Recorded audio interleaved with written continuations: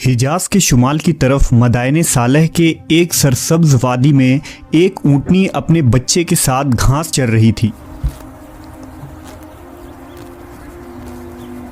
मौका पाकर कुछ लोगों ने उस ऊँटनी को पकड़ लिया और उसे मार डाला।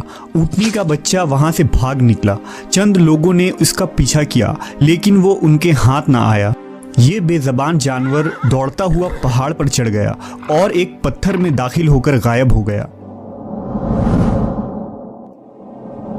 ये ऊँटनी और इसका बच्चा कहाँ से आए थे?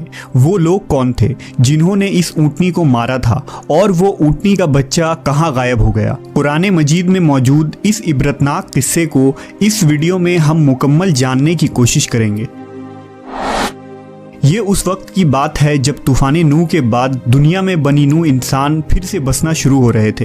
तहजीबों और शहरों की बुनियाद पड़ रही थी और लोग कबीला में रहकर ज़िंदगी गुजारते थे।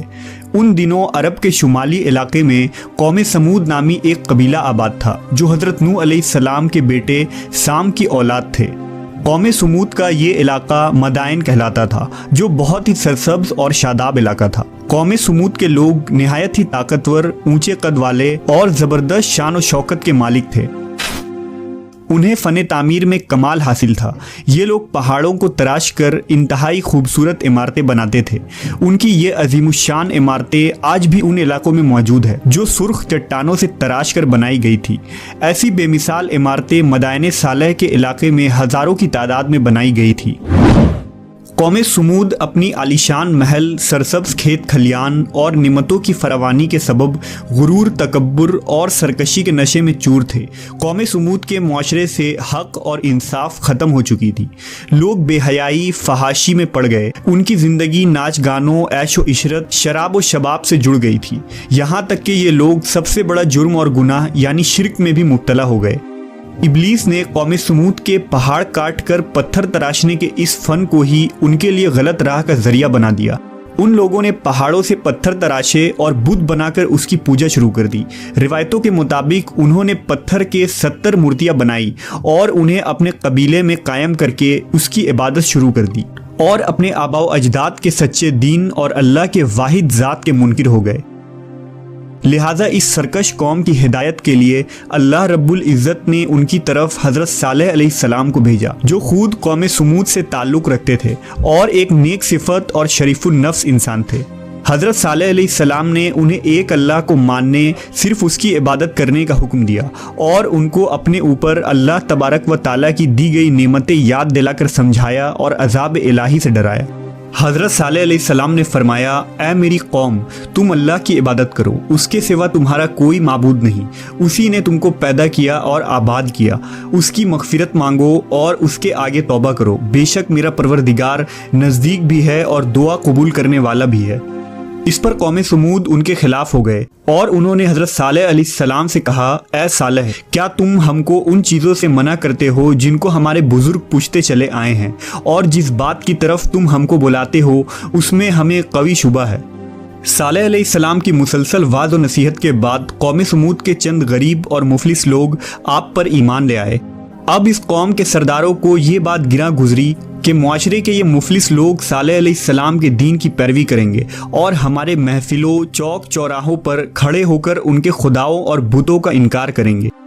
लिहाजा इस कौम के तमाम बड़े सरदार एक जगह जमा हुए और ये फ़ैसला किया कि हज़रत सालेह अलैहिस्सलाम से मुआजिज़ा दिखाने को कहेंगे। लिहाजा सरदारान ने हज़रत सालेह से कहा, ऐ सालेह, अगर तुम अल्लाह के सच्चे पैगंबर हो तो हमको कोई ऐसा मुआजिज़ा दिखाओ जिसे देखकर हमें तुम पर यकीन आ जाए। सालेह अलैहिस्सलाम ने फरमाया, हम चाहते हैं कि ये जो सामने क्या मुआजिज़ा देखना चाहते हो, ऐसी उन्होंने कहा, बरामद करो जो गाभन हो, बच्चा दे, सबके लिए दूध मुहैया करे और उसमें फुला फुला खूबियां हो। हज़रत सालेह अलैहिस्सलाम ने अल्लाह के हुजूर गिड़गिड़ा कर दुआ फरमाई। अल्लाह ने अपने नबी की दुआ कबूल फरमाई और देखते ही देखते चट्टान शक हो गई और उसमें से एक तवीलुल कामत खूबसूरत ऊँटनी बरामद हुई जिसमें वो सब खूबियां मौजूद थी जिनकी कौम समूद ने फरमाइश की थी।